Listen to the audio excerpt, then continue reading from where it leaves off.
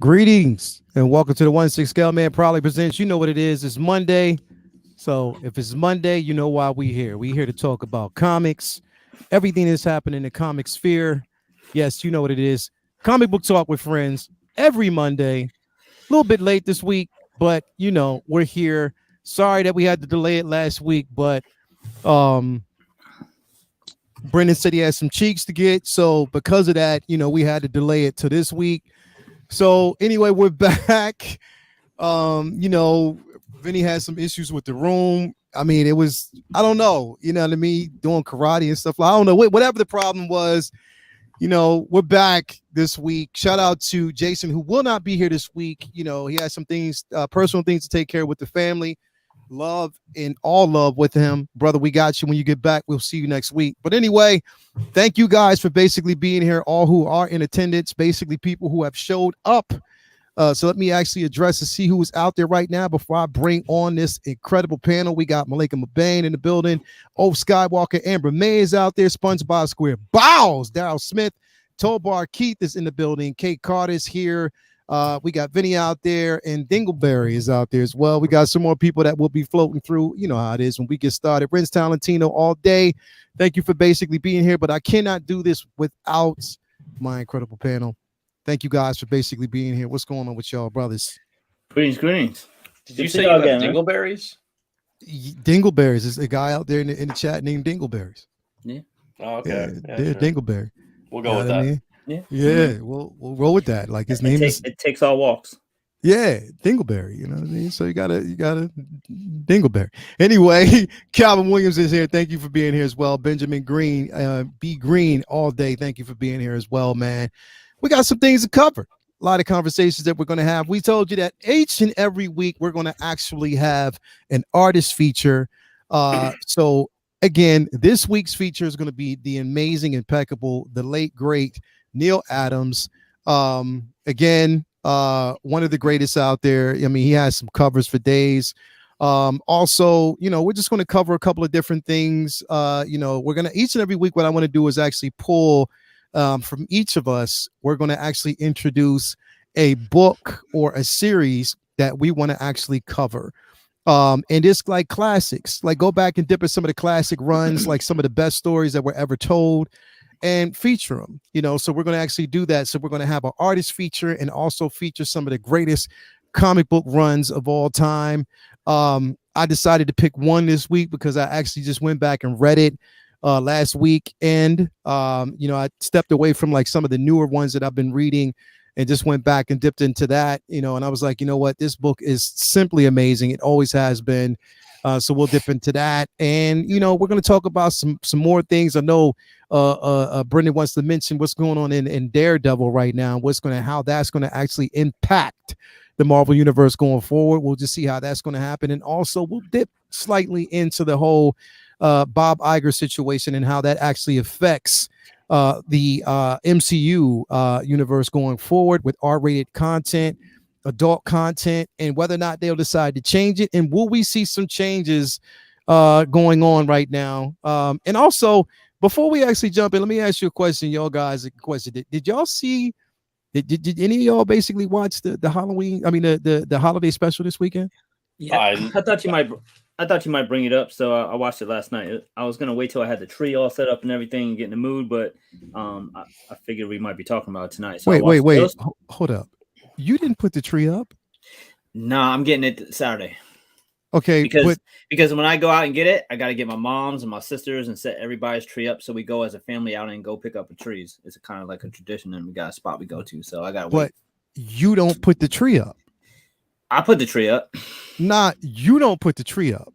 Man, the tree is sacred. The room can't touch it. So you just let them put the ornaments on once the tree is up. No, I do that too. You seen how that tree is? You think the room is capable of that? Nah, they can do they can make the cookies and all the other stuff. Straight up. But okay, so you watched it, Brendan. You watched it as well, right? I literally watched it a couple hours ago. I waited. We got our Christmas tree on Saturday. Mm-hmm. So we got it Saturday, put it in the stands, then give it a day to kind of let the branches settle and everything. Put the lights on it last night. And then when my kids got home from school today, we did had music playing and decorated the whole thing. Yeah, that's what and you then do. Once we did and the tree was set, then we put on the holiday special. There you go. Yeah, definitely. I couldn't watch it before. Like I couldn't watch it before knowing I wanted to that wait I'd have the tree set whole. up too. Yeah, yeah. Like because we decorated the whole house, and I knew that like we were gonna do that tonight, so I didn't want to. I didn't want to watch it until everything was set. Yeah. So we decorated weeks ago. So I was like, you know what? Once it dropped, I watched. So here's the thing. See, Vinny and I get real Christmas trees. Yeah. Hey. So I mean, a couple weeks ago, the trees they have no trees at lots, man, unless you were out there sawing the tree down. Listen, go ahead with your real tree. I don't have a problem with that. Like, what do you mean let the branches fall? What are you talking about? No. What do you mean wait another day for the lights and then another day after that for ornaments? You gotta that's some real tree talk shit. I've had real trees. I don't deal with real trees because I don't like that shit I don't like here's the thing. The reason why I don't get real trees. You hate Christmas. No, I love Christmas. You mean you hate Christmas? I love Christmas. The real trees. This is the real war out here. The problem is when we put the trees, we don't have a dumpster. We have to take the tree. If we put the trees out, because normally when they pick up our trash, we have to take our cans around front, and they won't take the trees and dump it. Hold on, let me zoom my camera in so you can see the single tear rolling down my cheek right now. Don't care. Anyway, I didn't get a real tree this week. We have a theme going. We did a black tree, everything black, gifts, all black, everything. We did a Nightmare Before Christmas theme, so we were rocking with that. So it's great. It was dope. We're just gonna ride with that this year, and we may get a real tree next year, depending. But I'm not doing that shit. I did too many bad experiences, so we just gonna get that tree and rock out with it for the amount that I spend. I'm cool with it. I'm good. Anyway, you saw the actual Christmas celebration or the actual special. Vinny, what did you think about it? I dug it. I mean, for what it was. I mean, some people are knocking it. It's like, yo, it's a 40-minute Christmas special. What were you expecting? Like Citizen Kane? It's supposed to be it's supposed to be stupid, and it was stupid and fun. That's all it's supposed to be. I mean, it's Drax and Manus going around with hijinks and and fun. The only thing that threw me on the whole thing is Groot looking like Times Square. Like Groot looked like he belonged to Times Square. Yeah, fucking yoke. He did. That was the most off-putting like costume I've ever I guess seen. There's supposed to be a reason for like it's supposed to play out in the next movie, like that he's like swole and shit. It was hilariously. It looked like cheap cosplay, and I'm sure that's part of why it's funny. And he'll probably look different in the movie or whatever. But I also found it very interesting that they were able to have enough money to purchase Nowhere, an entire planet from the collector. I thought that I was like, what? Like, wait, where did they get the money for that? Like, they have enough money to afford to buy a planet from the collector, yet they're on the street taking pictures for like singles so that they can go to a bar. There's a lot of odd decisions in it, but like I said, people are picking it apart like it wasn't just a silly Christmas special. Christmas specials are notoriously bad on purpose. It's supposed to be fun, but also it's supposed to be stupid. The purpose was completely different than Werewolf by Night, and I think that's what threw a lot of people off, because Werewolf by Night like introduced new characters in a new corner of the MCU, and we could actually see them come out in the rest of the MCU in the future. And I think because of that, people were expecting something that had more significance, And I was just looking for a dance off with Kevin Bacon. I'm actually kind of disappointed that didn't happen. Yeah, no dancing. It's a holiday special. It's so it's crazy that people expected it to like further the MCU or something. It's a holiday special. This is where they should have called it the Drax and Mantis special though, because it really was just them. It pretty much was just them. But I didn't see. The thing is, I'm hearing. I guess I'm just looking in the wrong batch, and I'm just not looking for negativity because everybody that I know who's seen it, they loved it. Like they've been praising it. Yo, Kevin Bacon was great in it, man. I thought it was awesome. Like it wasn't just a little cameo. Like he's legit. He was, like in it. He's in it more than any other person besides Drax and Mantis. I dig it. I dug his house too, like the way they had it. Dude, like how much of the house played a role in it. Like it was completely 100% decked out and stuff. It was really fun and really dumb, and that was the whole point. I love the just the time that they spent kind of showing the like how the world is perceiving superheroes in their world, dressing up like on Hollywood strip and like celebrate it, because that's something that's different than the comics. So that's always something that's a comparison between Marvel and DC, is like a lot of DC heroes in their world have museums and they're sought after and they're like well respected, but in Marvel in the comics a lot of them are menace. So it's very cool seeing like that aspect of it. And also it's got to be really weird, bizarre, like all this crazy stuff happens, but yet people are like blown away by like seeing a spaceship going through their town and stuff like that, instead of just saying, "Oh, it's just a Tuesday." You know what I mean? So it might just be like a little PTSD though, being like, "Oh shit, is Thanos coming back or something?" Like, it's like, how do you take that? That's also part of a lot of comic books like break down too. Is like, okay, well, what happens when you're seeing these people in real life? Are you freaking out, or are you starstruck, or you never know what to expect? So I don't know. It was fun. I mean, that's what this was James Gunn just having fun. He was dicking around.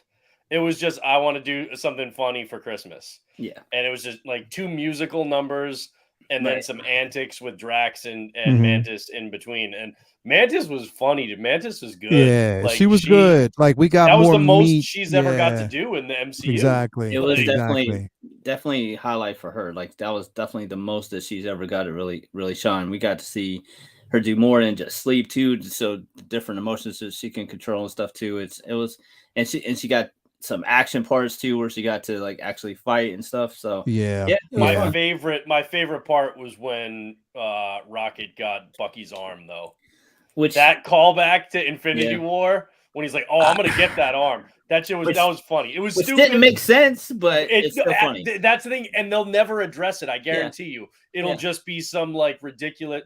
They'll never address it, but I'm okay with that because it was just ridiculous, and it was just one of those things that you get in the comics that it'll happen in this book.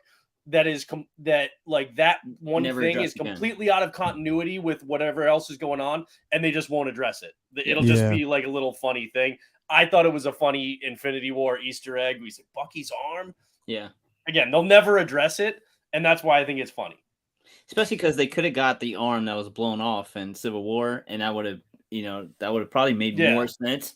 But it was definitely the Wakandan arm. It was definitely definitely the arm that he should be wearing, having on now. So how he has it is, but that's the thing. You're not supposed to think too much about. It's just supposed to be a silly holiday special. Exactly. That's exactly what it was. It's supposed to be fucking goofy. Like in my mind, I was like hearing, I am Groot, and like underneath that in like subtitles, I'm thinking it's saying like muscle milk, protein. Like he's just like going through roid rage or some shit. Like it was goofy fun, and that's exactly what it was supposed to be, and nothing more. Yeah, I mean again, it did what it had to do for the moment, and I think it was a really good holiday special. You know what I mean? A good Christmas special that, even throughout, this entire month, you can go back and revisit and still feel like it was a special moment. Like it was definitely something.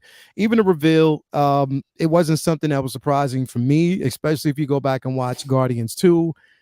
Clearly they were planting that particular seed. You just had to kind of follow the breadcrumbs at that point. But yeah, I all in all, I thought it was dope. I mean, Yeah. I had a good time basically watching it because it was stupid funny and it was supposed to Yeah. be stupid. You know what I mean? It was just a complete branch away from everything, but it had heart. That's the major thing. It wasn't just stupid just to be stupid. It had heart. It had its moments, its sentimental moments, and I enjoyed it for what it was. But I don't know, everybody out there, if you've seen it, let us know if you liked it. Again, I thought it was just something special to basically see, and they should continue on, like literally, even if it's beyond holiday specials. Give us more of these one-offs. You know what I mean? Give us more of those, because they're really successful. You can do well, and they show that within a span of like 45, 50 minutes or less than an hour, they can tell a story, and it would make sense. You know what I mean? It would be You know what meaningful. So you know what I really hope they do. I don't know if they'd ever really do it, but I would love it if because I know it's all about promoting something so you get subscribers and stuff like that. But mhm. if they just kind of put that aside for a second, and maybe when they're filming an MCU movie, they build into the production and they film like a 45-minute one shot, 30-45-minute one shot. Don't tell anybody about it. And then it's just like, just drop it out of nowhere on Disney Plus and be like, boom, there's a one shot for you. And you're just like, oh shit. And you have no idea and you just get surprised with it. Like, I I know would Vinny like would it if love they that. just kind of filmed a bunch of those throughout the year and then just drop them randomly. And you never know when, but like randomly on a Wednesday, there's a one shot for you. Yeah, hell yeah. And I think they will. I mean, well, not to say that they will, but I think they'll tap more into it, into these one-offs, because a lot of people like them. I mean, that Werewolf by Yeah. Night was probably better than half the properties that they dropped, on Oh, it was Disney definitely a Plus. highlight for the phase. Yeah. Yeah, hell yeah, definitely a highlight, and I do want to see it. Definitely again, I do want to see the Man Thing again. So definitely excited about that. So, and let us know what you guys thought out there, man. If you enjoyed it. What the hell happened to Brendan? He got knocked out, but we'll see him back here and again. So what I want to actually bring up next, and I'm gonna wait a couple seconds. I guess he'll basically be in. He'll be in here just a minute. I don't know what happened. It just kind of clicked him out, but um, yeah, here he goes. He's back again, Drop backstage. for some reason. I don't know why.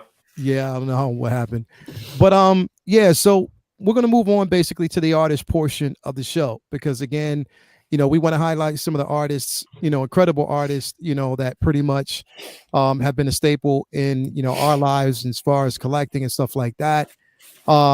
And have the books that you read, pretty much everything that you have in your collection right now. It would be a remiss to say that you do not actually have a piece from the late great Neal Adams. You know him from a lot of Batman runs, Superman runs, even some X-Men runs that were basically out there. You know him for so many different iterations. Great artist, a staple. Literally, Neal has. I mean, the thing is, what's so great about him is the vibrancy and the attention to detail when it comes to like the characters themselves. Like one of my favorite, like you can see it even back there. One of my favorite iterations of Batman was always with the yellow emblem on its chest. Yes. That's Yes. always been my favorite suit, always. And he was, he basically believed in the vintage, way of making sure that they paid homage and attention to the characters, not taking away from what it meant and what these and how the characters were represented. So definitely one of the greats. Vinny, what you think about? I know you got a whole bunch of Neal Adams pieces, bro. Yeah, man. I think Um, my grail of Neal Adams pieces is when we met him in I think it was 2019 at New York Comic Con, and I got this joint from him. And he mm, personalized it to Vincent. It's one of my favorite covers of all time. The Demon Lives Again. Of course, the infamous Ra's al Ghul. yeah. This was one of the great stories, and one of the Mm-hmm. highlights of his time on Batman, which was very numerous highlights along the way. Um, the cool part about Neal Adams is his style was so like energetic but yet very realistic. So he had so many like lifelike type of renderings, but yet they still seemed animated to come off the page. Like I mean, just look how dynamic that is. Yeah, Just bro. incredible. It's just incredible. Yeah. And his booths at cons, there'd be just so many different genres of work. Like it wasn't just here's some Batman and Green Yeah. Lantern stuff. He had stuff from Game of Thrones. He had stuff Mm-hmm. from all over the place, right? And if depending on like how busy he was, he would stop and talk with every single person that came by for an autograph or to buy a print off of them. And I stopped. Every time I got a chance to talk to him at a con, would, and he was always such a cool guy. He would do like a lot of live shows on his Instagrams and try to talk with fans as much as possible. And then this year at New York Comic Con in October, I seen his wife at a booth, and Yeah. there wasn't. It was a rare moment. No one was there, and just walked up to her and said, "I'm just so glad to see that you're still, able to make it to these because we love talking to you too, because she was Yeah. always there with them. She was always there on his Instagrams, always there, like as part of the family business in a way, really. Mm-hmm. And Mm-hmm. she said, I've managed to make it through the whole day. Only one person made me cry so far, and I'm trying to keep it to one. But Mm-hmm. thank you so much. It means so much that so many people remember him. And I told her like, we'll never forget him.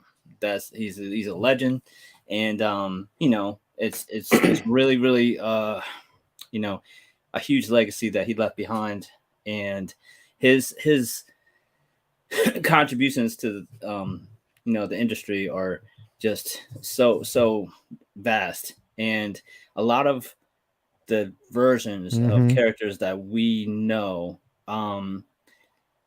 that you instantly think of are Neil's versions, and then you Yep. think of and then the versions that you might think of after or inspired by him. I mean, when Mm-hmm. Batman went from this campy, 60s type of crazy, silly, vibe that he had in the 60s to the darker Frank Miller Batman, in between there was Neil bridging that gap.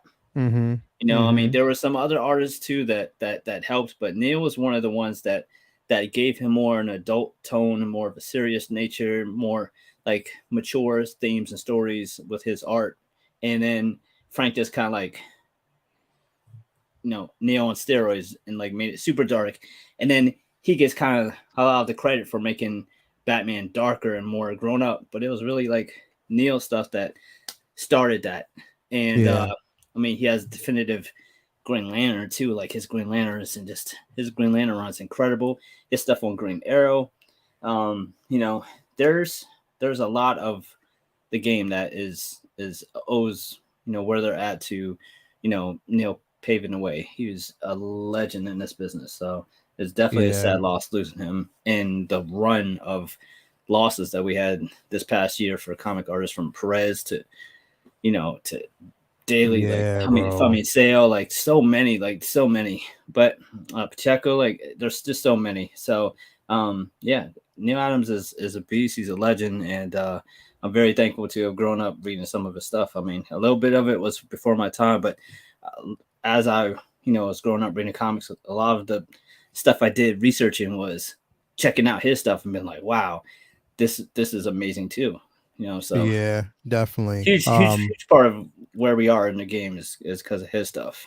Heck yeah. Like a huge part. And like, Malika said, again, fun fact, even, his co-creation of John Yes. Stewart, he was really heavy on making him a representation of a hero of basically with a militant background.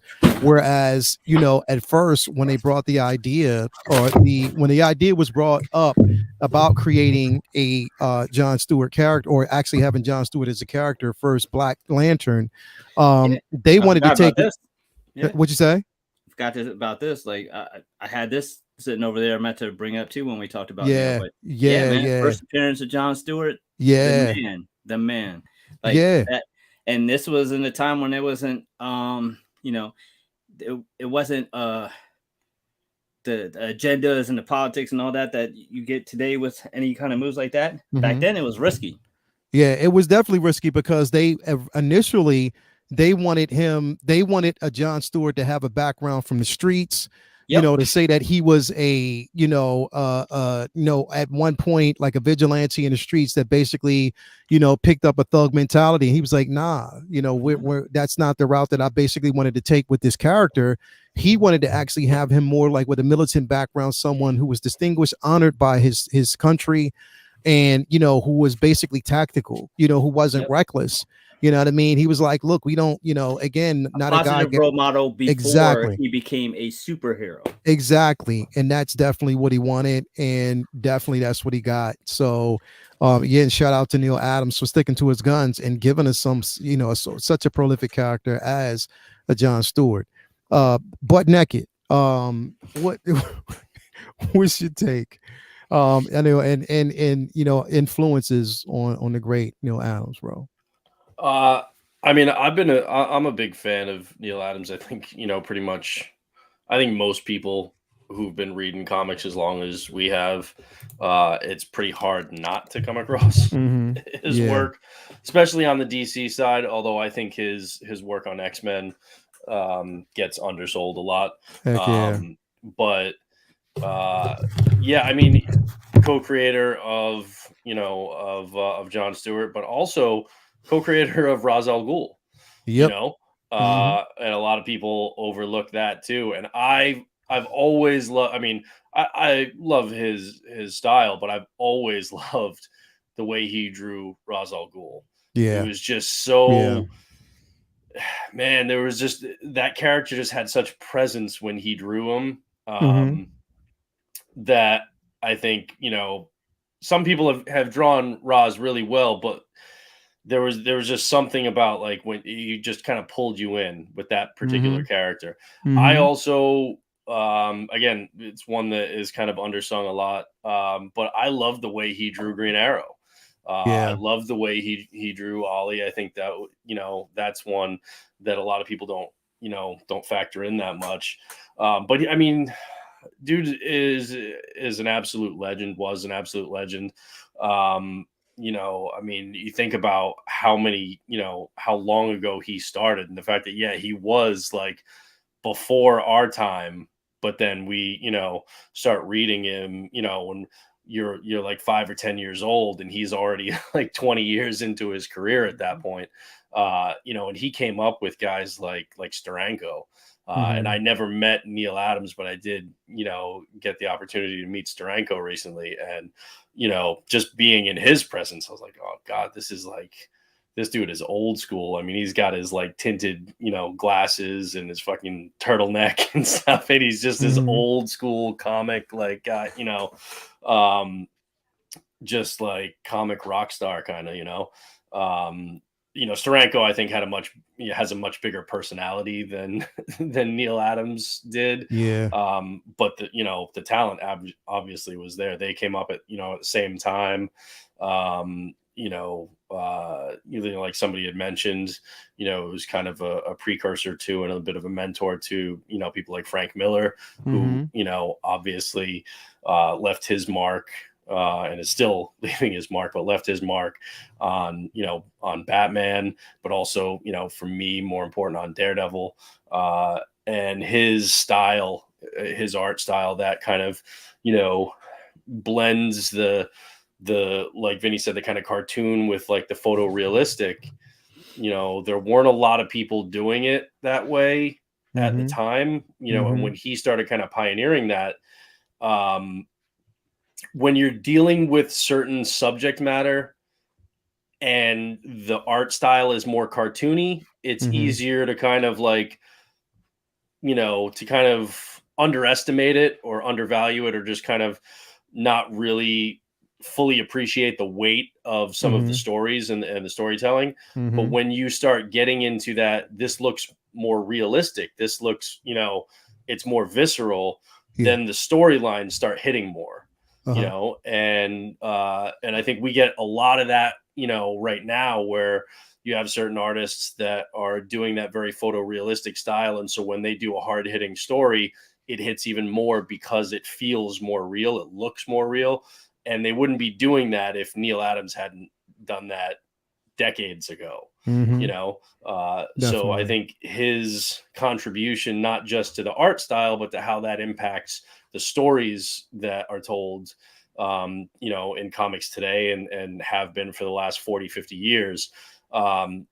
We wouldn't, he's one of those guys. There are a lot of great artists that have come and gone in comics throughout the decades, but there are certain ones that we would not be where we are today if they hadn't done what they did 30, Mm-hmm. 40, 50 years ago. Mm-hmm. Whereas some others, you could kind of pull them out and it's like their art style was really cool, but they didn't leave that same kind of mark on the entire industry and how stories are told. He's one of those guys Mm-hmm. that his mark was left, and it is felt and seen throughout everything that we're getting now, even Mm-hmm. though a lot of people younger coming into comics don't necessarily know it.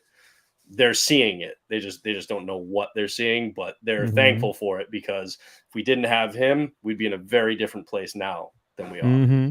Mm-hmm. Definitely. And again, like you said, some of the most, it's an understatement, or actually that goes sometimes unrecognized, is his run with the X-Men. You know what I mean? And some of Yeah. the books he actually did for Marvel, like, it's, again, great artist all around, great personality.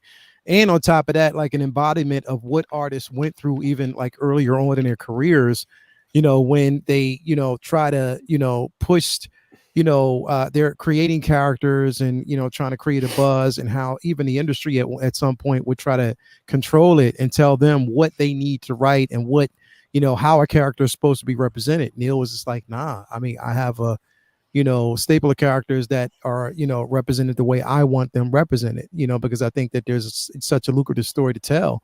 Mhm. And he stuck to his guns, and I, definitely a respect for, creators and artists, who definitely do that, so again, everybody out there, great artists. We're talking about the one and only Neal Adams. Everybody has a piece in your collection, whether you know it or not.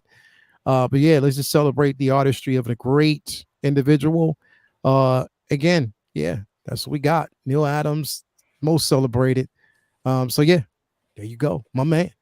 Um, we're gonna move on basically to, I want to say, like I said, this week is going to be my entry for a book that I think has, again, it was a statement piece. It was a statement for not only what was going on. And here's the thing: is like, uh, just want to drop this for a lot of people who know, and who don't know, or haven't really realized that the striker that we actually got in the movies wasn't the striker that we actually had in the books. So I just want to let y'all know about that, plain and simple. We got a totally different iteration. Why they chose it, and I guess from what I'm hearing, they strayed away from the religious preference because of what's going on in mainstream now. And on top of that, you had a lot of religious extremists and cults that they didn't want to actually push that narrative in a live action film. So they strayed away from that and just had Stryker become like a militant type of individual, who just hated mutations because of, whatever. It was Are crazy you Mhm. that they telling did me that. the movie strayed away from the comics? Is that what you're trying to tell me? Oh, nah. You already know No, I mean, I think that. maybe one or two times, maybe if that. Couple times that they did it. You already know. But the book that I actually wanted to bring up is one of like pretty much my favorites, and that's God Loves, Man Kills. Mhm. This book, or this run, it was a couple of different reasons why I love this. Number one was everything that Magneto had been telling punk ass Charles Xavier from the beginning came to fruition. And what do you know? They needed him in the end. And he came through to kind of help. But also the extremists and the extremities of the simple fact that this was one of the books where, there were like a lot of horrific acts that took place that we hadn't actually seen in the X-Men universe before. You know what I mean? Like, we hadn't seen like decimation of a mutant population based on the simple fact that, again, one man's calling that he believed that God told him that the mutants were a threat and that they had to be decimated by any means, and they actually have a cult following. Like, literally, like, man, this is like one of the greatest books that I've ever read. You know, I go back and like revisit a lot of like classics that I have. This is one of them. You know, even actually to be quite honest, one that I've gotten graded. To be honest, but a piece that it's one of the dopest runs, because it's a dope run, but there wasn't as much action as you thought it would be. And that's mainly because it was filtered off of dialogue, but still horrific acts. And actually the banter back and forth between Charles Xavier and Magneto at that point, and also, you know, the different philosophies. Vinny, you read this book. What did you think about the run, bro? Uh, one of the things that's interesting about this story is that uh, whenever comic books are politicized and people say, "Oh, why are you bringing politics into comic books? That's not fun." And people always bring up about how comic books have been political for years and years, and you know, specifically when talking about the X-Men, it's always been a very politic driven book, sometimes more subliminal than others, and this book is one of the instances in which the sublimation is more heavy handed. And for years, I mean, to be completely and perfectly honest, like Stan gets so much credit for, as he should, Yep. for the basically for the parallels of Charles to Martin and Magneto to Malcolm X. And Yep. though all those breadcrumbs were there, it was really Claremont's run on this series that pulled the blinds back and showed you that in full force. And then it was kind of like, in a way, retroactive, where when people would ask Stan about that, he was like, yeah, that's what I was doing. and he was, but he wasn't. It wasn't on Front Street as it was when Claremont did this. It was so much more deliberate here, and it was definitely one of the runs in books that didn't kind of tiptoe around how much, you know, symbolism there is with what's going on in the real world, because this was, you know, genocide, this was racism, this was sexism, this was, you know, all those isms that the world unfortunately has, that is prevalent in our society, is encapsulated in this run here. And like you said, it's not maybe the most popular run because there's not a lot of iconic action sequences, but this one's more of you know, dialogue driven, cerebral masterpiece more than an action masterpiece. You know, this isn't going to have a sequence of all the X-Men fighting all the Sentinels, and, you know, like, or, you know, it's not going to be remembered for, you know, Wolverine in front of a sign of all the dead mutants, and this isn't going to have Phoenix taking on, killing everybody. Like, this is more of a mental marvel than anything. And I think that's why it's more of a cult hit than a proper hit, and why you see pieces of it put in other shit as opposed to making a God Loves Man Kill, you know, movie. It's they just siphon off the ideas and feelings from it, and try to sprinkle it out in other, you know, iterations of different books. And but the heart and soul of it is so profound here, because that's what, you know, X-Men are all about. It's all those things that society deals with. They just happen to be fucking superheroes, bro. It's what goes on in the world with you know, a filter over it with superheroes. It just happens to be superheroes, but it's really just you know, a think piece on society. And I think that's why it's so well received, because, you know, this is one of those amazing you know, examples of, you know, these aren't just like funny pages of books. Like this is literature. This is heavy shit that is just happens to have, you know, dudes in costumes flying around and can able to shoot stuff from their eyes and shit. But it's amazing literature within that context. It's amazing, definitely an amazing story, and one of the reasons why Claremont's so well respected.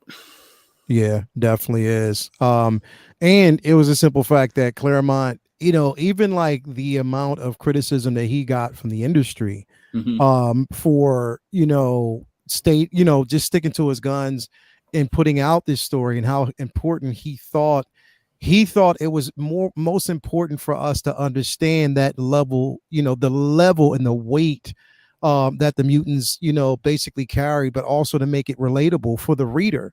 And that's how he felt as though with this particular book, because around this time, X-Men were popular.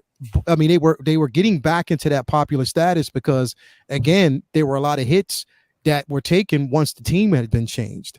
Yes. And it was one of those situations where he wanted to make this more of a relatable story to bring other people in, because even when they started introducing like mutations, they felt as though that it was one of the situations that all we saw was the blue-eyed, fair skin, blonde hair characters. When they Yes. decided to go more towards the mutation and bring in characters such as Nightcrawler, bring in characters such as Colossus, bring in characters such as Wolverine, Mystique, and all of that, and even Storm, they Hmm. wanted to see that level of diversity, and Claremont was all about that. But at the same time, the pushback that he got for even introducing such a narrative as this Yes. was really like, it was, again, another, you talk about an artist, but then writers and everyone who basically stick to their guns, but the amount of pressure that they go to tell a good story, and it And was it's never great, compromised. and there was great levels of layer and you know, layering in that too, because you have, a society in these comics that are put off by seeing creatures like the Beast and Nightcrawler Mm-hmm. and Colossus and fearful of them. Yet at the same time, you also have a comic book company that has to factor in readers identifying with the characters and saying, well, are they going to pick up a book where all the characters look like freaks instead of mutants who look like normal fucking people who have all these cool powers? And Yeah. that's not exactly what we're trying to go for here. Like if mutants were, there's a reason why the X-Men are looked at in by the world in Marvel Comics differently than a Captain America, because they're not all 6'3" blonde Mr. Universe charming and big leaders. Like, some of them look horrific to regular people, and then you have that same you have ironically you have that same issue when you're deciding which characters make up a team. Are you going to make up a team just full of people who look like regular Americans, or are you going to make up a team that looks like how mutants would look like if they were the type of people who would be feared Mm-hmm. by normal people and not be popular? I mean, same thing goes for the movies that we see now. I mean, a big part of what characters get made movies of is aesthetics, what people look like, Yeah. you know Yeah. so it's an important duality there that he touched on a lot. Yeah, definitely. Brendan, Mr. Butt Naked Champ, um, your take on this particular storyline itself. Well, first off, if anybody hasn't seen it yet, go to Amazon Prime and watch the Chris Claremont documentary. Mm. Um, Mm-hmm. if you're a fan of his, if you're a fan of the X-Men from back in the day, like, go watch that. You will be happy that you did. And it's not a Mm-hmm. fluff piece. They dive No, it's in. not at all. Like, he Yeah. talks flat out about the pressures that he was getting from the higher ups at Marvel, Mhm. from industry criticism to everything. He talks about the whole process of how they decided to kill Jean Grey. Mm-hmm. And he's like, if I do this, you don't fucking bring her back. Like, that's, he, like, there was a lot, and Yeah. there was a lot of heated arguments in that. So it's definitely worth a watch. It's really good. It's not, it's not candy coated and sugar coated or anything like that. But this this particular graphic novel has always been intriguing to me.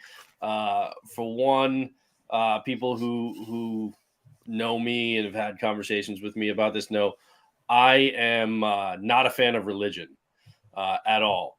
I don't like it. I think it sucks. All of them. That's just me. Don't have a problem with spirituality. Don't have a problem with people believing in God or a higher power or whatever.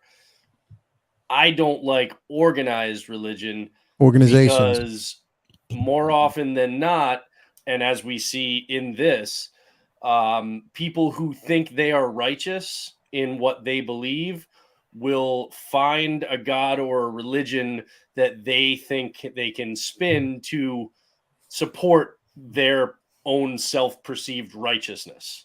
Mhm. And they'll read a Bible, they'll read any type of holy scripture, and they will interpret it the way they want.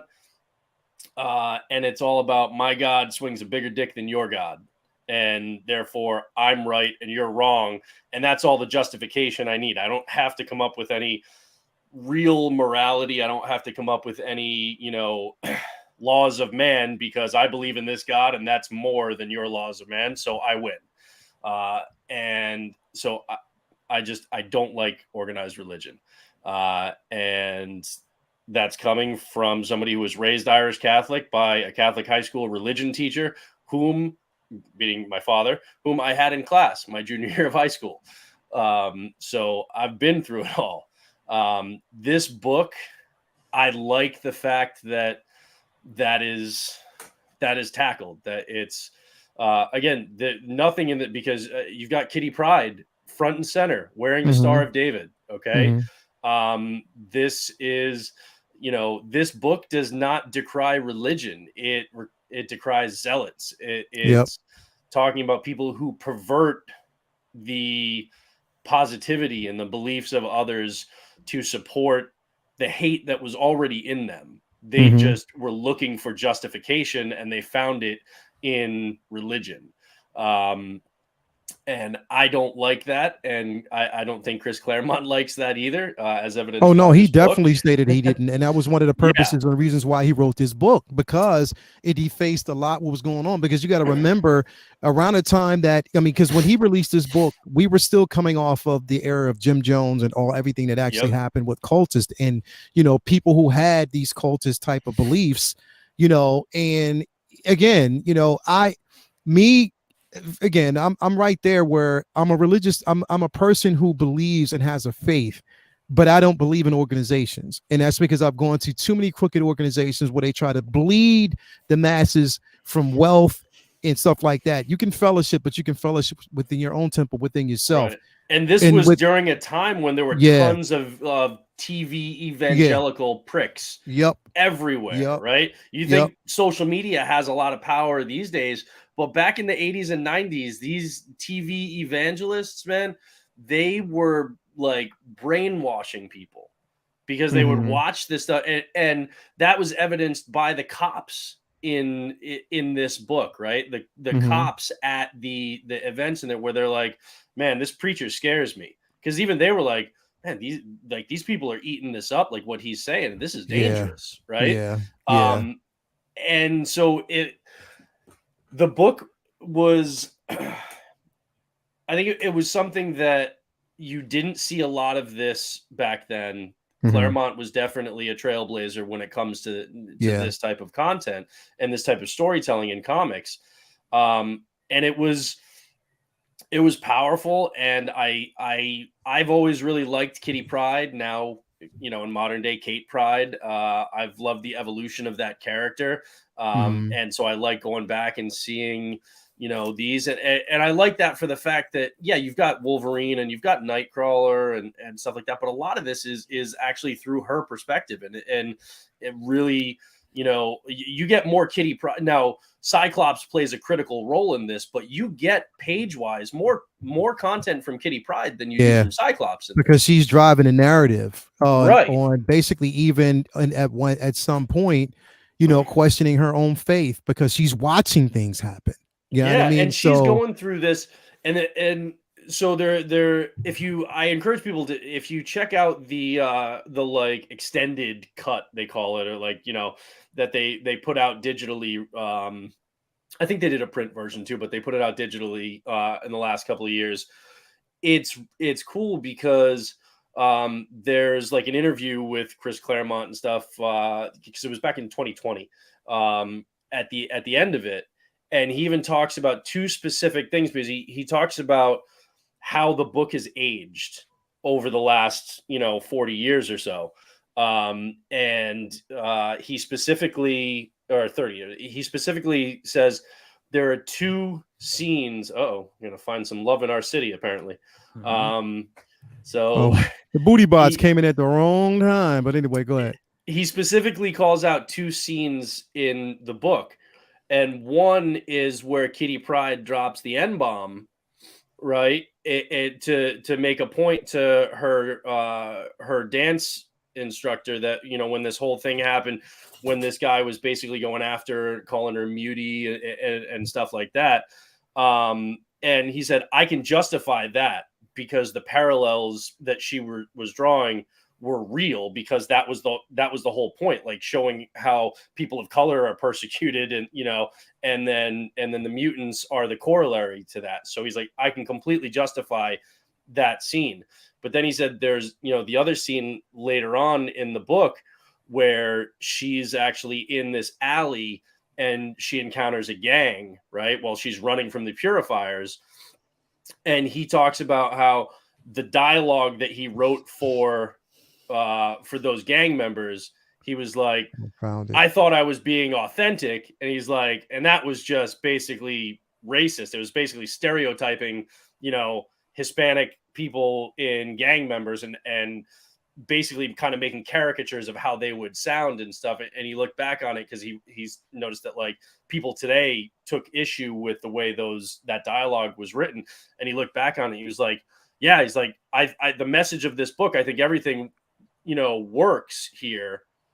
But it wasn't something that, but that particular scene, it showed that they hadn't evolved yet, that we've evolved a lot more as a society, still not perfect, obviously, but to recognize that, looking back and saying, you know what, I was off on that. And even, the page you just showed in like the current, like anniversary edition that they put out, they did redact, they did black out the N-word. That word, they definitely they printed it originally. Yeah, but they did black it out now. They changed it. Yeah, they changed the whole narrative from it because you can what it is without having to actually see it spelled out there. And I think that was just a sign that it's like, hey, we they didn't have the same sensitivity, even though the book was ahead of its time.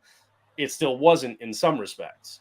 And I think that's good, because I think having such a talented creator like Chris Claremont looking back on that and saying, I was trying to provide social commentary, and it was right, but I also was wrong in some respects too. And the approach and how he basically approached the whole scenario. And that's where it became back, and saying, okay, yeah, we can do better. And, and that's not saying, okay, well, no, we can't, nobody read that book. It's like, no, read that book. And then let's have a discussion about why we weren't exactly where we should be, And so I think that's another thing where graphic novels are really important, and they can that's why I recently, I think it was in Missouri, I got really upset when they banned like 300-400 graphic novels in schools in Missouri, because and I'm like, really? Like, you're gonna ban of all this, things, like, you this could have got a actually message. done this. We're gonna keep going with Shakespeare. A Midsummer's Night Dream. That's basically about a bunch of people tripping on shrooms and fucking. Okay, but we'll that's okay. But comics, like graphic novels, no. This has a real message, that is absolutely as relevant today as it was back then. My wife, teaches, and she got a ton of graphic novels into her classrooms. A lot of people, kind of donated money. Vinny, I know you guys all did. My wife, was so appreciative, to get those graphic novels in. And, at one point, somebody was like doing an observation in her classroom, and a bunch of the kids were reading graphic novels and doing stuff in their reading, with that. And they were like, are they all just reading graphic novels? And it's just, well, yeah, right now they are, because one, that's new into the classroom, and two, it gets kids excited about reading, right? Yeah. Like they're a good thing, and this is one that I absolutely think should be read more and by younger kids. And I will say one thing when it comes to this particular book, it's funny too, because there are some really like out there kind of graphic scenes. Like there's the Mm-hmm. one in Xavier's mind where like all the X-Men are kind of like vampires and stuff, and he's being crucified, right? Yep. And like tormented. Mm-hmm. That was like some heavy shit that you see in a lot of books back then. Yeah. And then so there's that, and there's some when Stryker like breaks his wife's neck, Mm-hmm. like Mm-hmm. after she had just given birth to their child, because it was a mute. Like that was that was that was some mature content there. But then the flip side of it is then you get some of the other parts of this where like at one point Kitty Pryde she literally says, well, poop on you, Wolverine.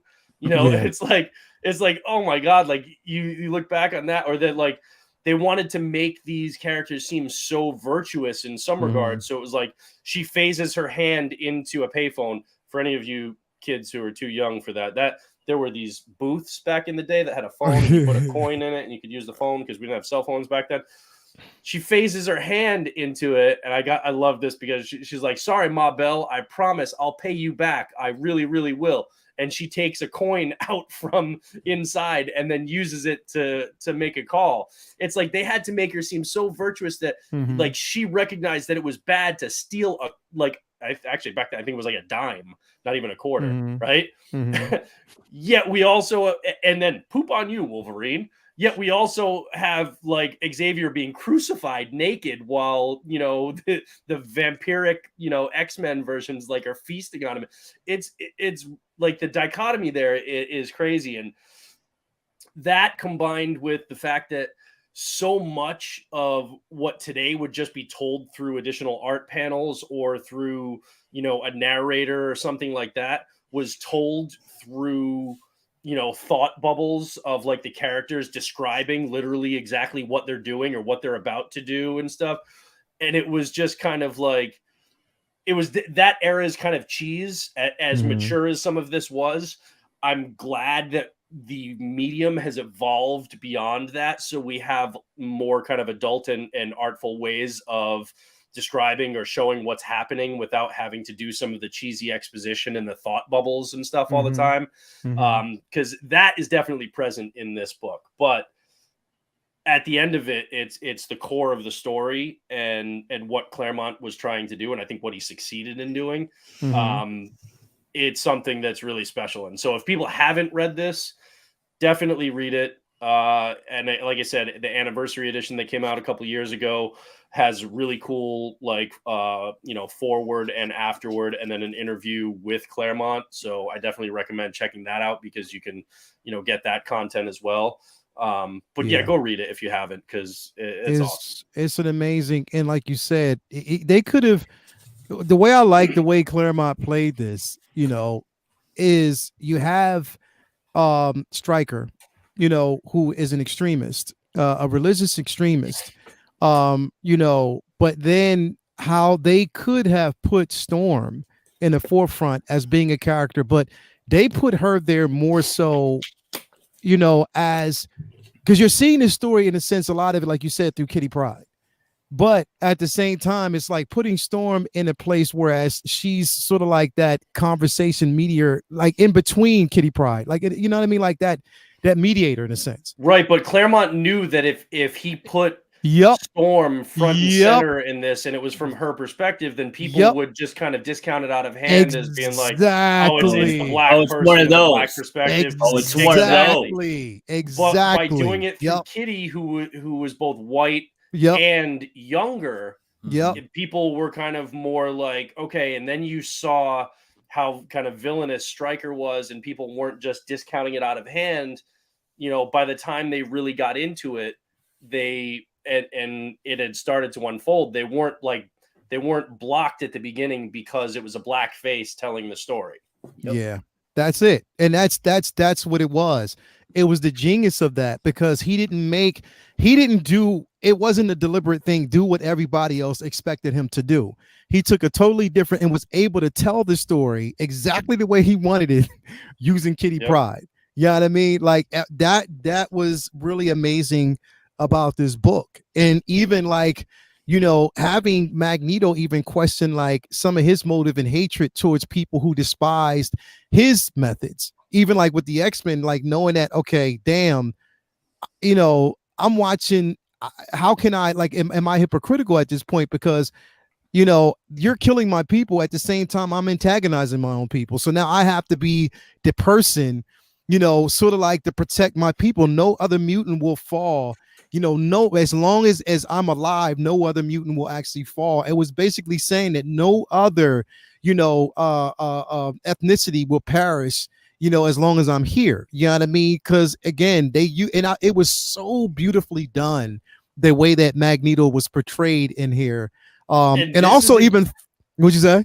No, I was just going to say that exactly what Claremont did here is what I feel like has been missing from the kind of Krakoan age of the X books, where bro. I like you know, that, okay, you can kind of have like a little espionage, a little national politics, and you know, that now that they have the nation of Krakoa, I like that, but I feel like it's also kind of been, I don't want to say played out, but I just feel like it's kind of straying away from what I love so much about the Claremont era and other eras, you know, and Jim Lee and so, you know, with the X-Men. I just feel like that heart and that ability to tell this story in a really good and profound way, I feel like is being diluted by the fact that they're trying to do this thing with Krakoa that, while I like in theory, I feel like they've never actually really stuck the landing on that. Yeah, in the modern because the thing is with Krakoa, bro, if you think about it, and the route that they actually went with these books, it's like the complete opposite of the story that Claremont was trying to tell, because he was trying to basically bridge the gap to let people know that, like, okay, mutations, and just because you have a mutation doesn't make you this type of animal, this type of whatever. But I think with, you know, the most recent run, it's just like saying that, okay, yo, we're tired of this, you know, we're sort of like making them more of a villainous type of not cult. Yeah, no, but I have felt like it's felt like a cult in like a a lot of cult, like a ways. villainous type of, like, if you don't abide by our rules, like even like I said with the whole, you know, Powers of X, House of X type of situation where, you know, Charles makes a statement like, we have these medicines, but we're going to distribute them the way we want, and this is what we expect from you. This is what you're going to. I'm like, whoa, like literally. Yeah, I honestly do not like what they've done in the last several years with Charles Xavier at all. Like, there were like bits and pieces that I was like, oh wait, this is a kind of cool moment, right? You know, well, he pops up in another book that I definitely didn't expect, a recent one that I'll say I won't spoil it for anybody who hasn't read it, but like it was really cool. So I liked that, but it wasn't in an X book, right? I've not liked what they've done with him. I've hated Beast for the last couple of years. Although there's something that's kind of cool happening now, but for the most part, I've still hated what they've done with a lot of the characters of late. And I just feel like, yeah, exactly what made this book special, I feel like, is the thing that they're missing right now with the whole Krakoan age. And they've also taken the stakes away, because they've basically created, they can just resurrect any dead mutant. And so and yes, that did provide an interesting hook with Ben Urich, one of my favorite, you know, characters. And then that coming out to the world and leading into the whole Axe Judgment Day event. And I, for 95% of that event, I really liked, right? I thought overall, I think it was a good event. That being said, Magneto, the resurrection beast. Magneto was a fucking beast. Oh, dude, that right Did there. You read it yet, Vinny? I only read the first two so far. Oh my! Okay, right. yeah, I'm not saying anything else other than to say, even if the whole like run sucked, the one thing that they do with Magneto later on would make it all worth it to me. Yeah, bro. But I will say, again, just the whole the resurrection and the 5 being able to bring any mutant back and stuff. it takes away the stakes. It It's like, look, cheapens the we know stakes, that like whatever. characters Yeah. die and come back in the comics all the time, but this is literally like they die and come back in the same book like 5 times. Yeah. And So the thing like, is, it's no way stakes. the problem with it right now is that there's way, like, literally there's way too many mutations to focus on right now. And that was the whole process of House of M back then, was to kind of narrow it down to certain characters. Down to 198, and even then it was still a lot of them around. Yeah. I think the only thing, the upside of the resurrection was it would add to why the public would be more hateful and spiteful of them, or even the Eternals, is because, like, yo, how can we let, like, they already are dangerous. Now they can't die either. But outside of that aspect, that's a very risky proposition to have. And the thing is, they could have easily come up with a reason why the Eternals would have seen them as deviants. That they didn't need the resurrection protocols becoming public for that. So it worked, but it wasn't necessary. They definitely could have come up with a dozen other ways for the Eternals and the X-Men to have a conflict, and you still would have ended in the same place. So I think that's fine. And the thing, you didn't really have to stoke the fires when it comes to the hatred for mutants, because it's been there always, like the whole time, right? They could have leaned into that. And so again, it's I see merit in some things that they're trying to do or have tried to do in the last several years with the X books. And by and large, I think that, Hickman and has done some great work in comics, but I personally have not been the biggest fan of the course that he set for the X-Men over the last several years, and then post his tenure. Hickman's run, it's like, I don't know, like, there's some genius in it, but there was also it's genius, but at the same time, it's genius, but there's a lot of dialogue and philosophy that would fly over a lot of people's heads, bro. Like, literally, like, your attempt is like to filter it with so much dialogue. And then you had like these inserts that you expected. The inserts, the white page with like a whole bro. I was like, come on, look, man. Like, I love to read novels. Okay, I read probably at least one a month. Okay, I love to read novels. Don't get me wrong, but when I'm reading comics, it breaks up the rhythm and the flow of the book. When now there's just a random full page of like. But here's the thing: if you're gonna do it, at least make that text worth reading. I feel most of the time I read that and I'm like, what the fuck are they trying to do with this? And it doesn't add anything to the book. Like, occasionally it does. You know what no one's ever said? No one's ever said about Watchmen? My favorite part is the page-long novel text. That was no one's ever said that. That's the thing, man. The long novel text. I think it because the thing is, it was like you expected me to read that just because you wanted to have those inserts to kind of explain certain things that people would have actually missed.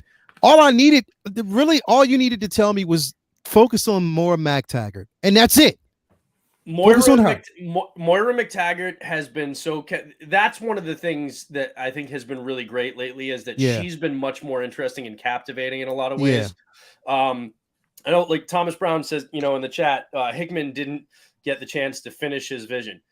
Yeah, he did, because he did it up to a point, but then he even said that the roadmap that they're following for Inferno and then everything that came after, right up until they went with the Axe Judgment Day, which wasn't his, but like Inferno and everything, like that was his roadmap. He didn't stay on and do all of it himself, but they were following his blueprint for that. He even flat out said that this is exactly where I was going. So he got to fulfill, his vision for the X books.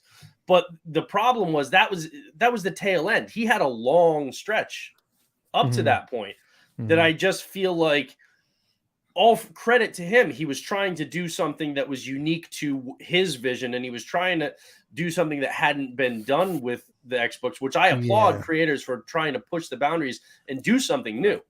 It just didn't work. I do not envy anyone who tries to take on writing the X-Men, because unlike Yeah. every other It's so loaded. team, it's so convoluted no matter how many times, because everybody has their own idea of what X-Men should be. And at the same time, if you just tell Cyclops and Wolverine stories, people are going to bitch. If you make up New Mutants, people are going to bitch. It's like there's no way to win. Yep. And we're talking about going on like damn near like 60 years plus of mutants, of evolution, of adding mutants. And it's not like the Fantastic Four where here's a group where something happened to them and then this is, you know, their stories every month.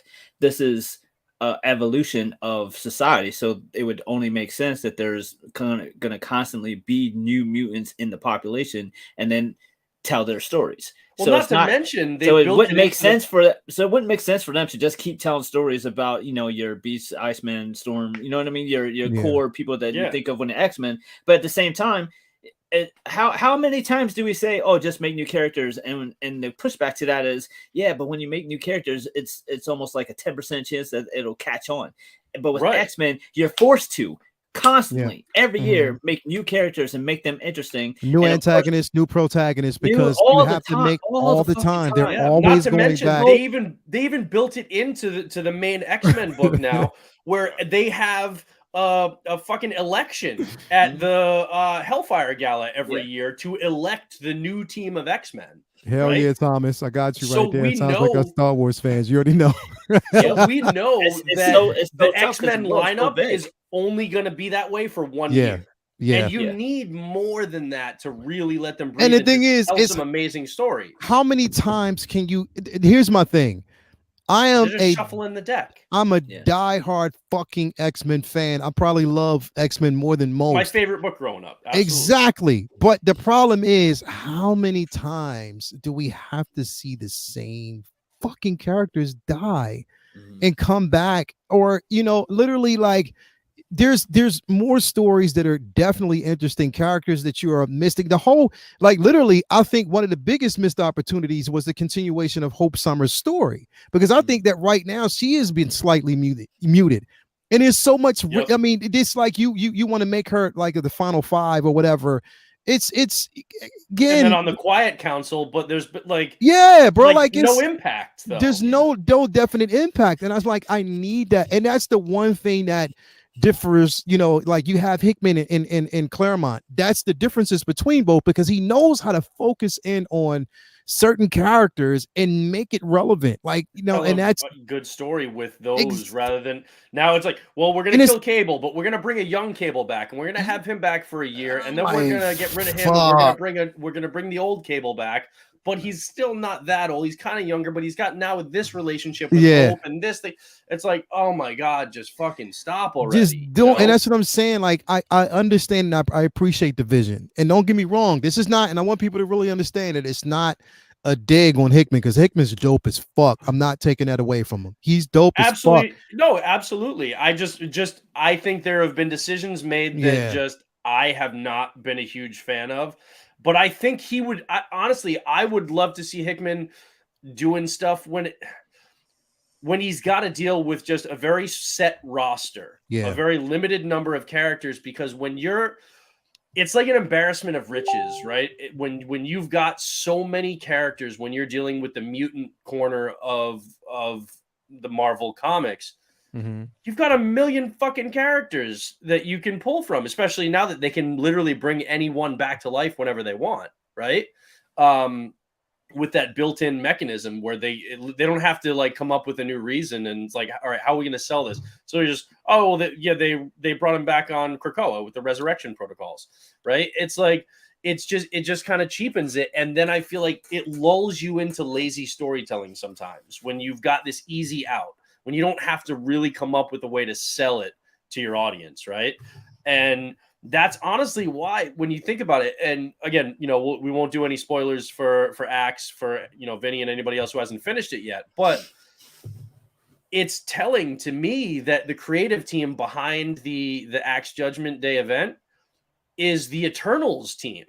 Yeah. It's the writers behind the Eternals, not the Avengers or X-Men. Yeah. All right. And the Avengers, I think, has kind of an interesting storyline going right now. Although I will say the first issue I was iffy on. The second one was better. The third one, the All Out Avengers like miniseries, is gonna be like 5. That just got fucking good. So check that out. But like, it's telling that the Eternals, I think, was the strongest of the 3. And if you did this 10, 15, 20 years ago, you did that type of event, you think the creative team by the Eternals would have been given the steering wheel for that crossover? Fuck no. Right? It would have gone to X-Men or Avengers, but that's the way it was, I think, because that's been the stronger storytelling. And I think because they're looking at, at consequences. There are real consequences for the Eternals coming out of that run that they just did, and then in the Axe event.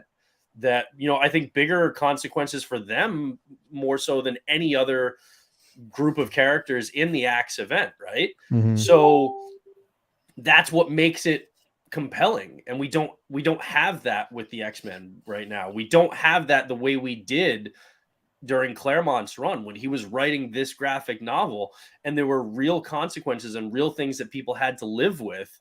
And now it just kind of feels like these characters are all being pulled in different directions.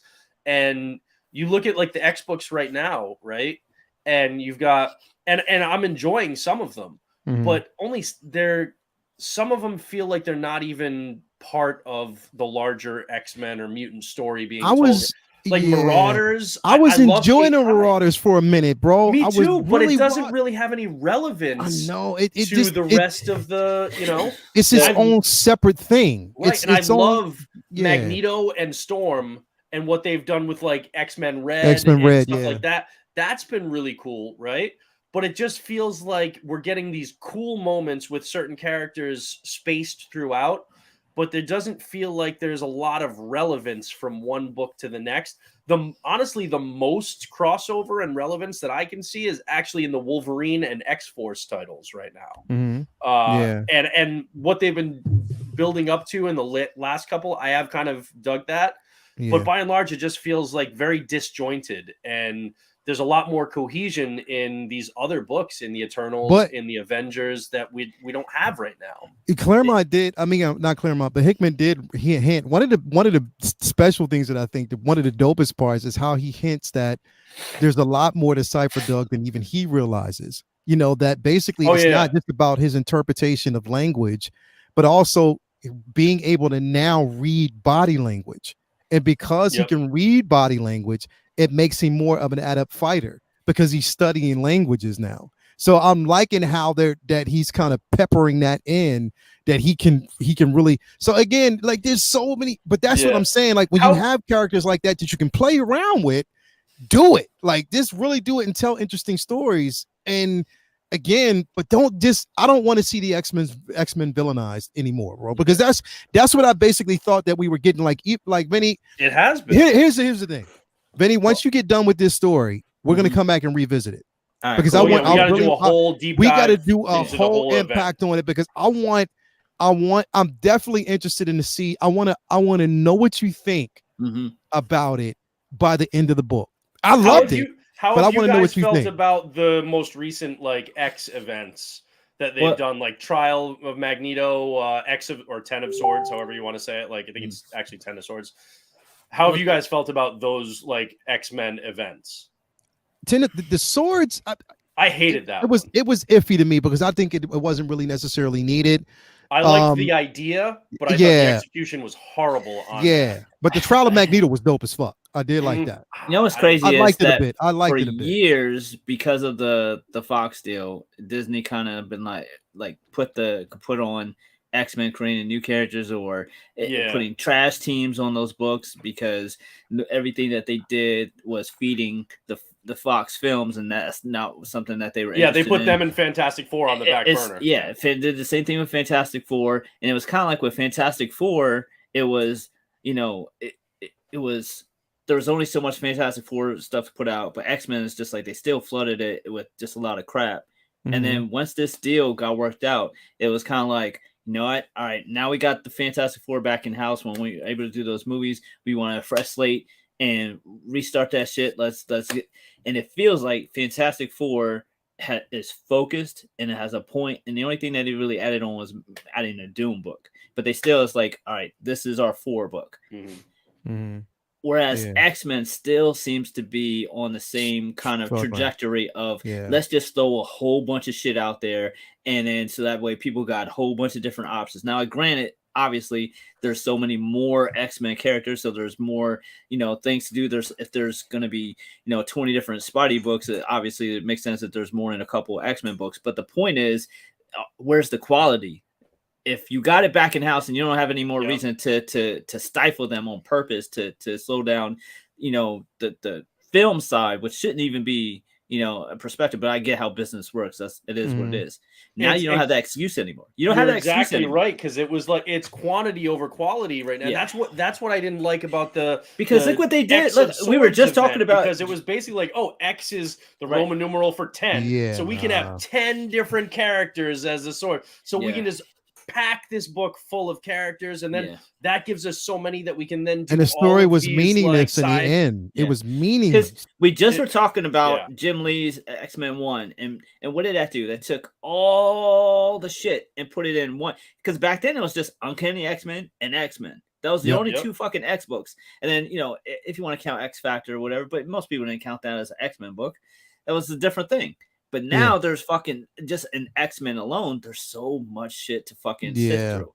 So it's like, I'm not saying go back to fucking like, Ultimate X-Men or just like reboot, but why, when you sign up, when the ink dries on that Fox deal and you don't have to worry about feeding another studio's films anymore, do you not just say, okay, they need who is the best writer we can get? Who is the best artist we can get? And just put out a streamlined product. Now, I know that they just had Hickman, so obviously that was an idea there, but I don't think that the process for that was so much, let's put a all-star team on this book and get people refocused back in on streamlining and getting them back into reading this, because I can't imagine some new kid who's going to be put on to X-Men in a couple years, like going into a comic book shop and asking the owner, like, okay, I want to get an X-Men book. What should I get?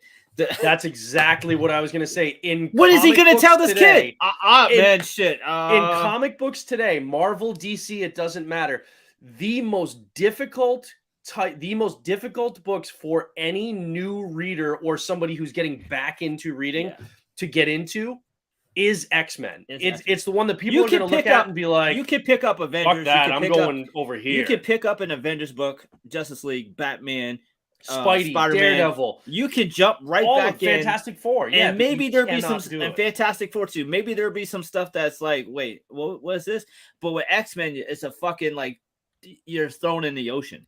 And they force you to want it, and then they're telling you got to go back. Like, it's not one of those things you can just jump in the middle and know exactly what's going on. And like, at the end of every book, it's got a checklist of all the books that you have to read in this order in order to know where.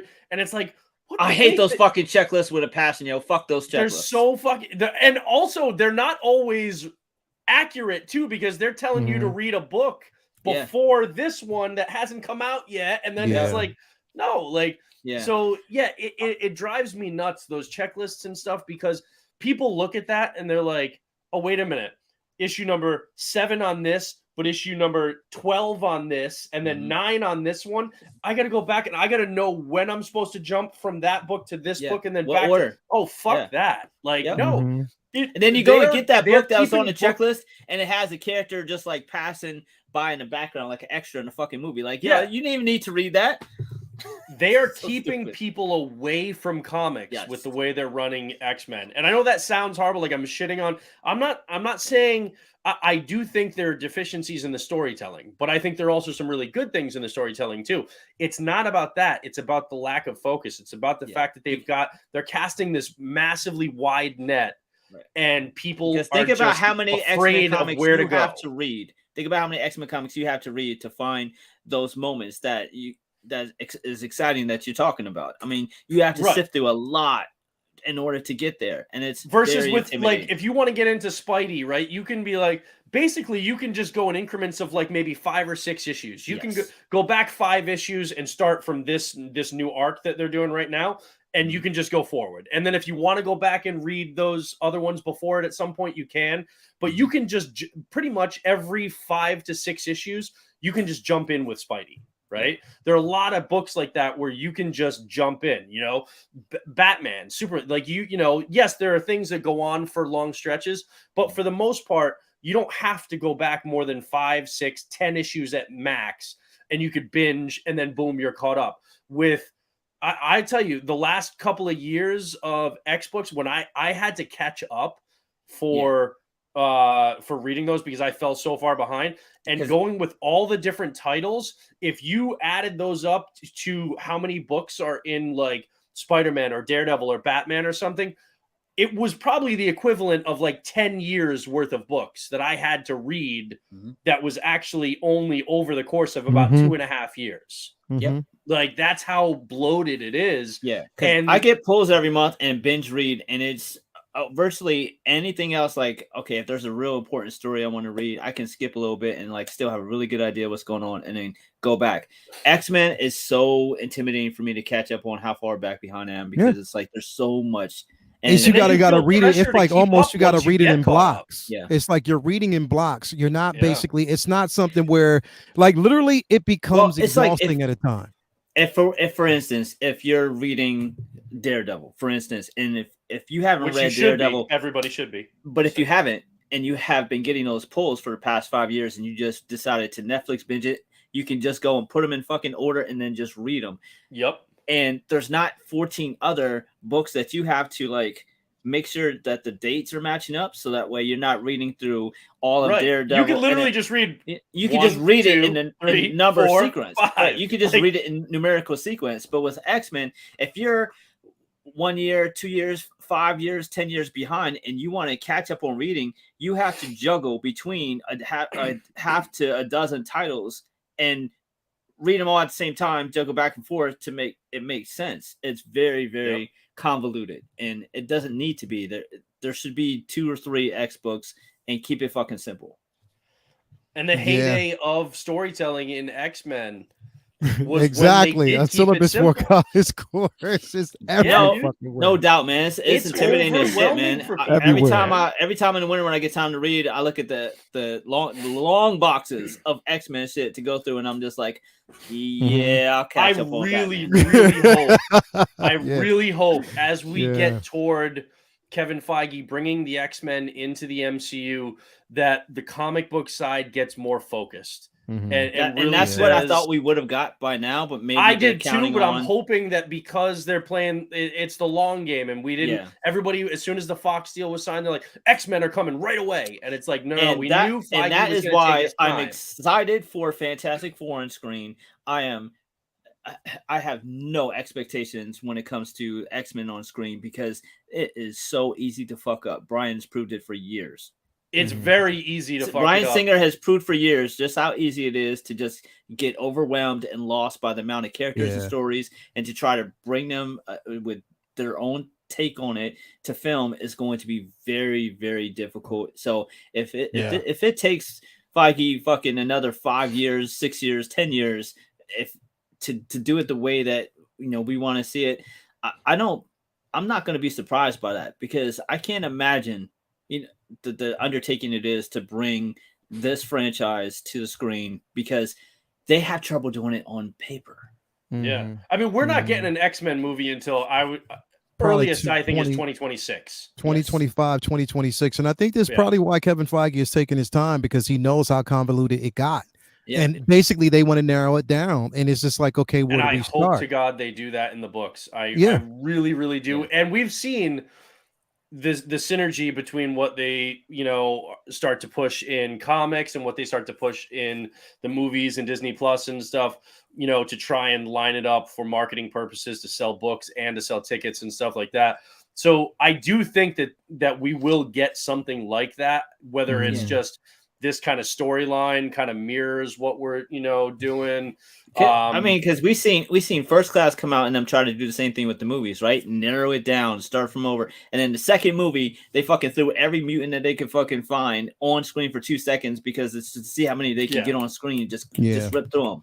And that's the thing. I think we got hopefully they get more focused in the comic side of it, so that we actually get some tightened, good stories with core. Oh, there you go. Yep. With core characters, and recognize that, like, look, give us a small group of core characters and let's get a really good story around them. I don't need 47 mutants in this movie. Okay. Yeah.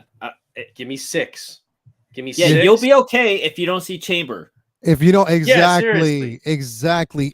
Look, give me First Class, or even look, give me First Class. Start with them initially first, and then gradually just bring. I would rather you do that first. Literally, I would. I mean, because then it's so hard, because look, I want Storm. Okay, I want Kitty / Kate Pride. Right, like I want. There's so many characters that I absolutely love, but I also know that I would rather than me see a movie filled with all the mutants that I really want to see, but it not be as good. I'd rather a great fucking X-Men movie with 5 or 6 characters, and that's it.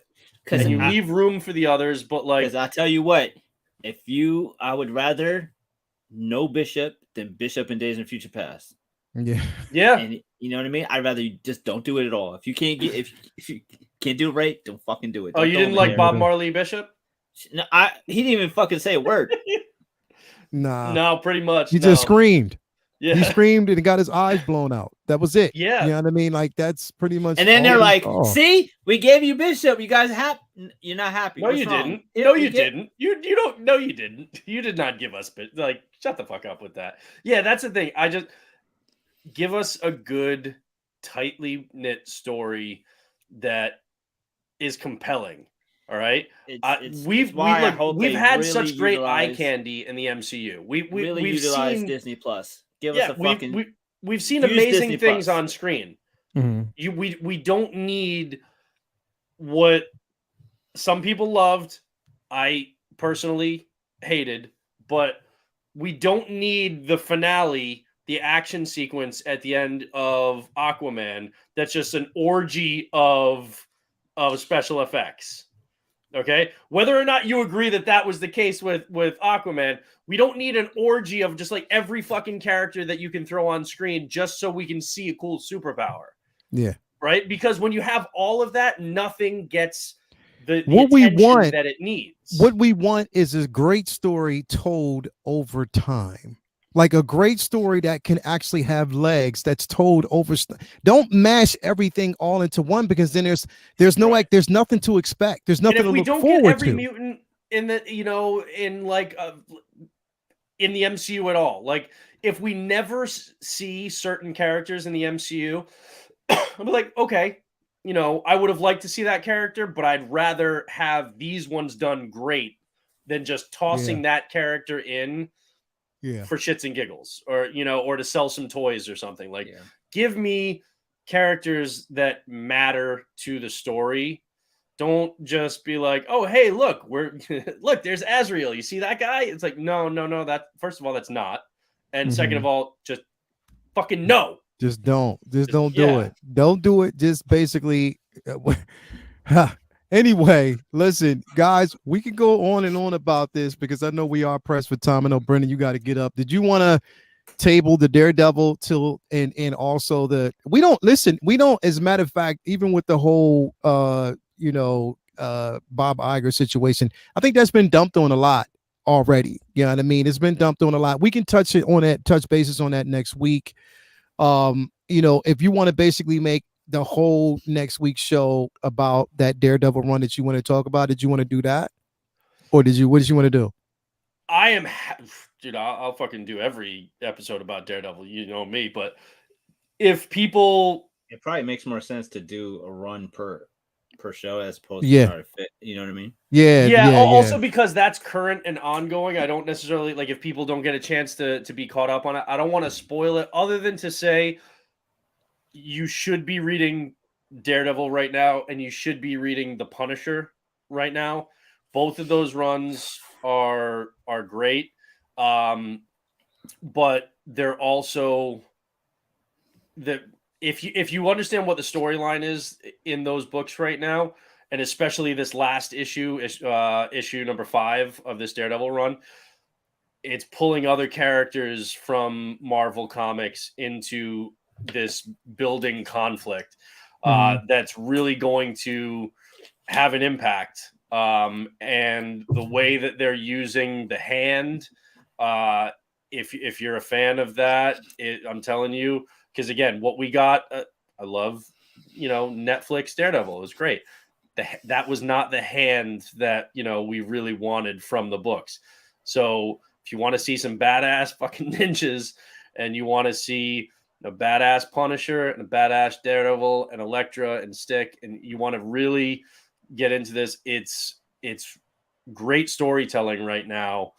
Jason Aaron is doing an amazing job with the Punisher. He really is. Yeah. And that is a run that, again, a lot of people are like, oh, they got rid of the symbol. It was political. No, it wasn't. You stupid motherfuckers. Just read the book and you'll know. It's a really, really good book. Very compelling. And it's having an impact on other characters, and how Daredevil and Punisher are both going to be able to interact with those characters moving forward, and where their place is going to be at the end of all this in Marvel Comics. So just read it, because it's going to be worth your time. I know I'm the biggest Daredevil fan saying read Daredevil, but it's honestly, it's worth it. And don't just do it by itself. Like, do it with Punisher. Definitely.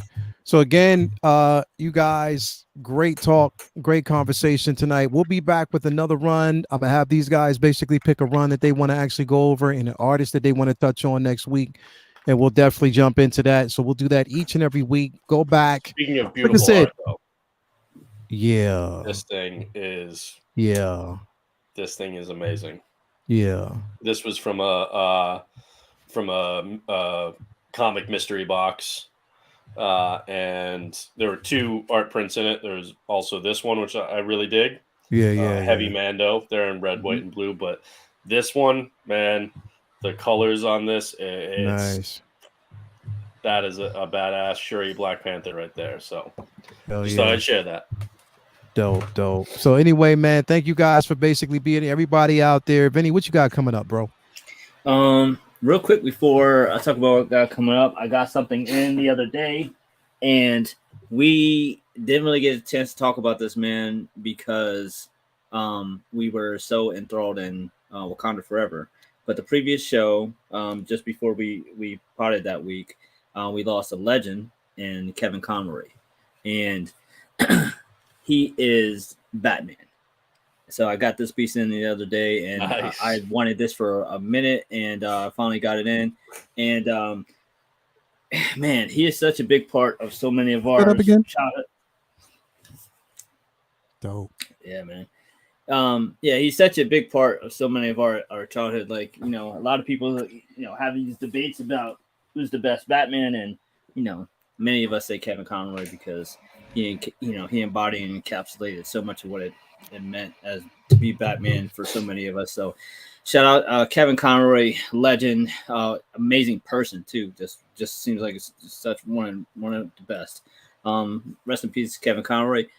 Personally, what's going on with me is I'm just wrapping up on, finishing up my season. So I'm about to more time to focus on the room and art projects.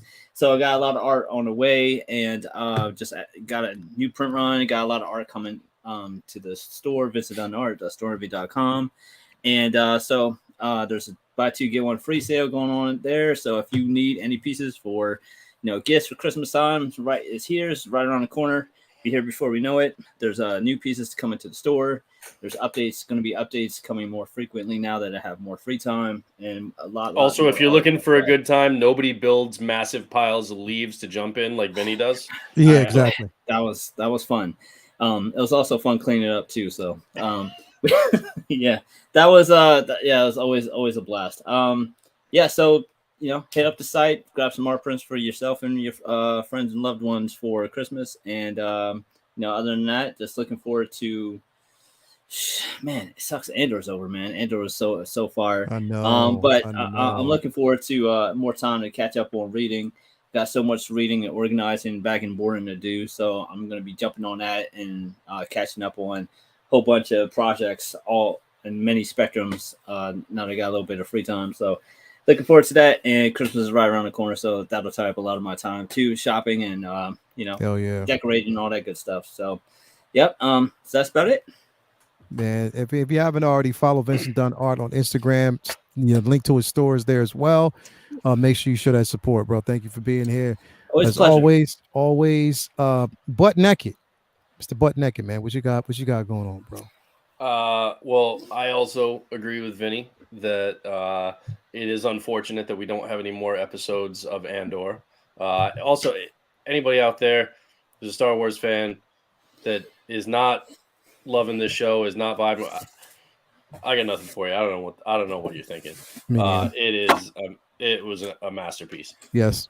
That being said, Wednesday is still going to be a very fun day because we have Willow. And I have been fucking excited about Willow. I'm not going to lie. Wait. Yeah, I can't wait. Willow is one of my favorite movies. Hell yeah. Mad Mardigan. Man, and this fucking show looks so good. It does. It looks incredible. And the early feedback from reviewers, it's been getting great buzz.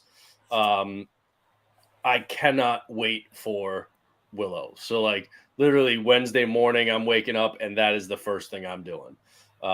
So Wednesday is Willow and New Comic Book Day. And damn, if that's not a great day in my book. So no more Andor, but we do have Willow. So I would just recommend people watch that. I was literally watching the 4K Willow from the original movie earlier today, just because it's fucking awesome. So I recommend everybody should go watch that and then watch the new show on Wednesday. That's pretty much it. Other than that, we got the Christmas tree up and all the decorations. I know Lael's a little jealous. FaceTimed me late the other night. Is a little jealous of my Christmas village with the train. That's okay. You don't have one. It's all right. Fucker. So just enjoying the holiday festivities now. I got more Christmas shopping to do.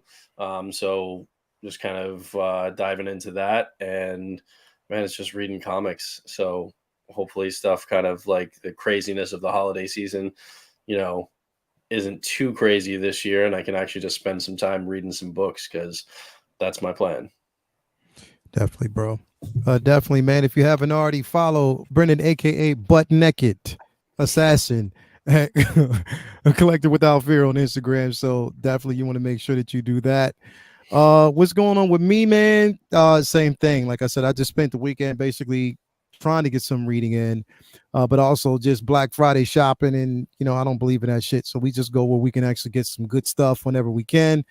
Nothing much. Say What Wednesday and Uncivilized Scoundrels on Thursday. Well, we will actually dissect the entire season. Brandon, I think you said are you gonna dip in on Thursday? Are you gonna be available? Oh Thursday? Yeah, I've been waiting for the whole series, whole season of Andor to be done. So I'll be there Thursday. So definitely we'll do Uncivilized. We're gonna do an entire run on the entire series. What we thought about the climactic season finale was dope. All in all, so just join us on that discussion. Then Figure Flex Friday, and then Collectors Lounge International on Sunday. So that's basically what we got going on, man. It is the Christmas season. Also, just remember that all proceeds, any super chats that we actually get, goes towards the Christmas initiative. So we'll be pushing that the entire month, rest of the month of November, going into December, to make sure that kids receive toys, and all donations proceeds goes towards a great cause. So thank you for participating. Everybody who has actually donated, we definitely appreciated that. And everybody, even if the thought is always the thought that counts.